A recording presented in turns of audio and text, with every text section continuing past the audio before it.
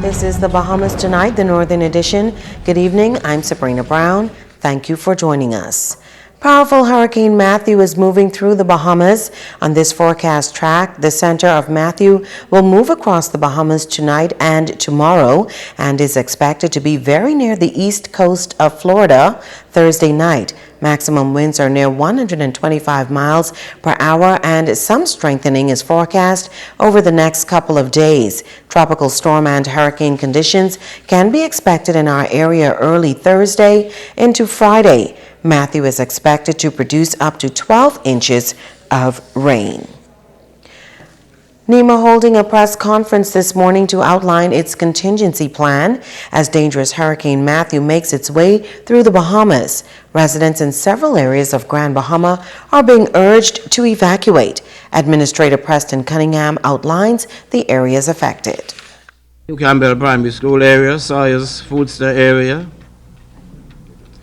Regency Park, around the Regency Theater area, Hawksbill area, so that's the North Bahama area. around Emmanuel Missionary Baptist Church, Lewis Yard, Hunters, Marktown, and of course we know that 8 Mile Rock, Martintown, Texaco gas station area, the area of Kentucky restaurant, 8 Mile Rock, back and front roads, Gold Rock Creek area, the roads going into Pelican Point and McLeanstown, and of course the popular fishing hole road, Cranes Cove, Bahama Rock area,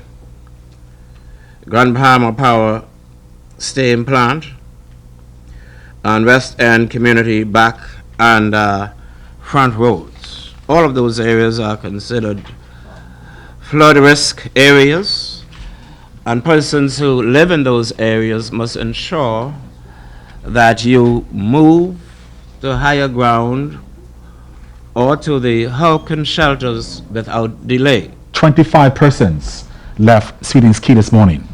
That's the old, the elderly, and the kids are all now on their way into Freeport. The bus is there to meet them at McLeanstown, and they are well on their way into the shelter. Water Key, the folks have left. They left a couple of days ago. There's no one left over there, so that key is at the mercy of God Almighty. Smith's Point, I was concerned about the area where the fish fry is on the beach side there, because all the trees have been taken away, so that is exposed. But I spoke to the town chairman over there, and they're going to try. I will go back this on my way back to Iraq. They're going to try and get the bobcat to push the sand up where the trees were, so they can have a little buffer. They said they did it during the last hurricane, so they can try their best and do that. In Maida Town, there was a concern about the flooding in that area, but we're looking to try and clear one of the drains that the locals identified where the flooding will be. I'd also like to take this opportunity to say to the community of West End and the other low-lying areas that now is the time. You would have heard us say it over and over and over again, but now is the time. I am sure that everyone has been tracking the storm. We all know that West End is an extremely low-lying areas, and we've been hearing of surges of up to 10 to 15 feet. So this is causing us some serious concerns, and it is our intention that as soon as we're out of briefing, to go into the various communities with a bullhorn. If you can't hear our voices, we're going to use a bullhorn to make sure the word gets out. We want those of you who need to leave to come out now. Deputy Chairman of the Disaster Consultative Committee, Tammy Mitchell, says flooding is a major issue and residents must act now. With reference to emergency relief supplies, as indicated, emergency relief supplies has been distributed to the various districts. Again, this is just emergency relief supplies so that in the event from east to west, if these particular areas are cut off from central Freeport, the persons who would have opted to stay in those areas will have at least enough adequate equipment to get themselves out of the area or even to clear the roads. We're not handing out plywood, we're not handing out generators, we're not handing out sandbags, we're not distributing groceries. We are simply in a mode of preparing and ensuring that the entire island has the necessary equipment on hand. So please, I implore you, while I know that there are still some homes on Grand Bahama that have suffered damages from previous storms, this is the time now when unfortunately we are not able to assist you, and we trust that you would take the necessary precautions to either utilize the shelters or go with family members and friends, especially if you feel that your homes are not secured.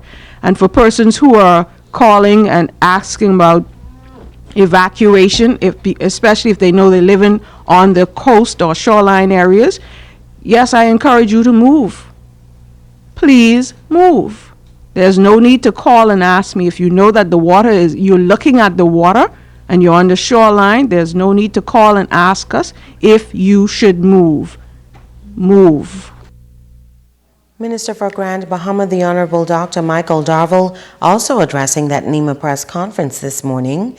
Minister Darville advising residents to monitor the progress of the storm and not take it lightly. Italia Hall reports.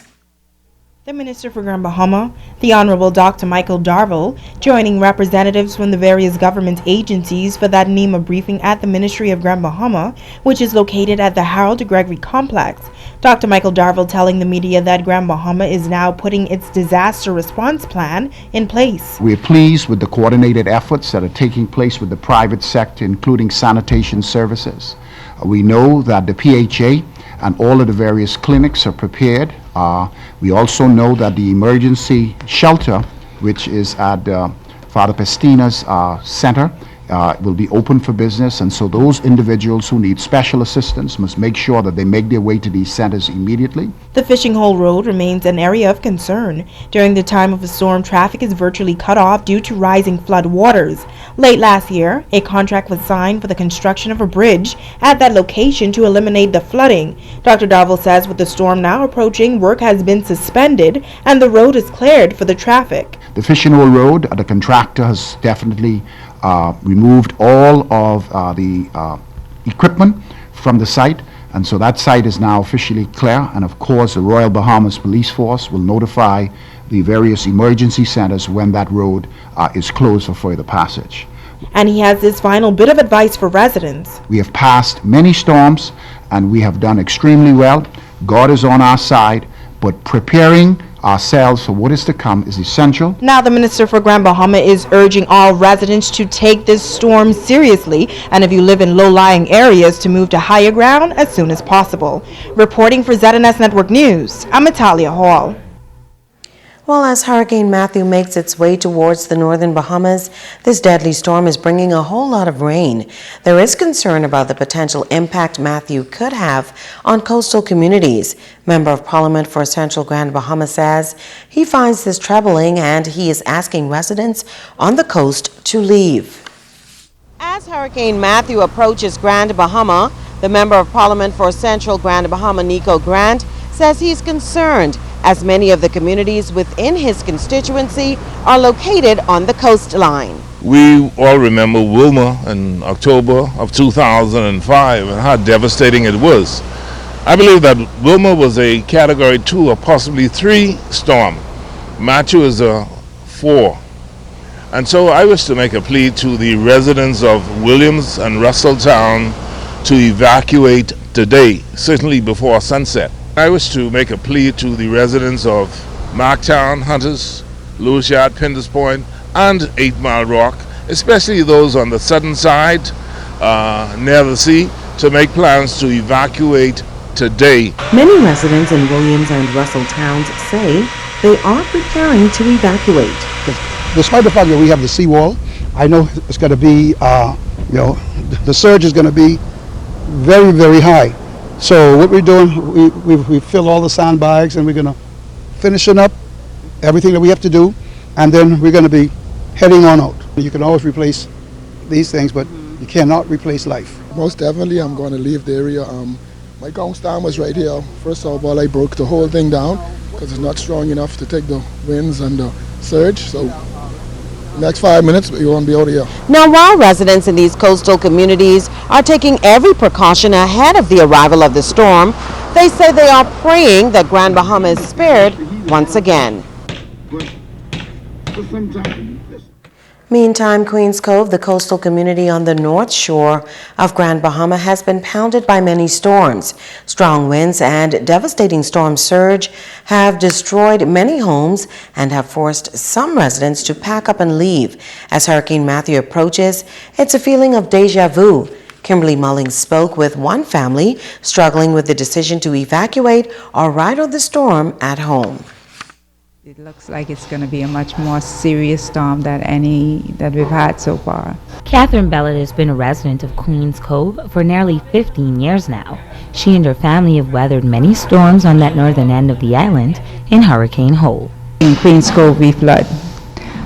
Depending on the direction the hurricane winds are coming from, will determine how much we flood and, of course, the category of the hurricane.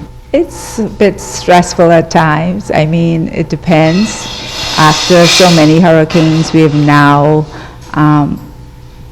have packing up and getting out down to science. You know, we know what we to do. Bellett recalls the terrible hurricane duo back in 2004, the first major storms they experienced.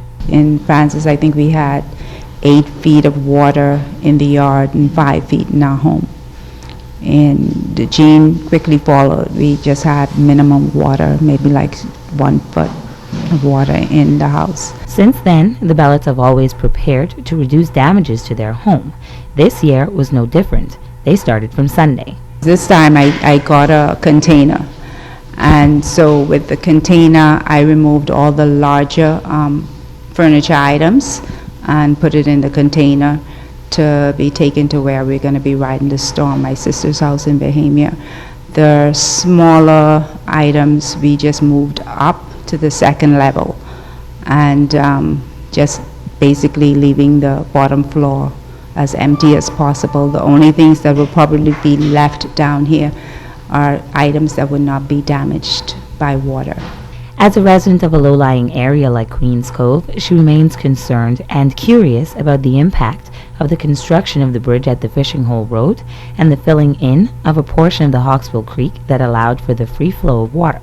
Honestly, we're quite concerned in Queens Cove because we are not sure what sort of impact that would have, whether it would make it worse or better, you know. We're just not sure. Her son and son-in-law, along with their friends, plan to stay at home during Hurricane Matthew, while the rest of the family heads inland to Freeport. Kimberly Mullings, ZNS Network News.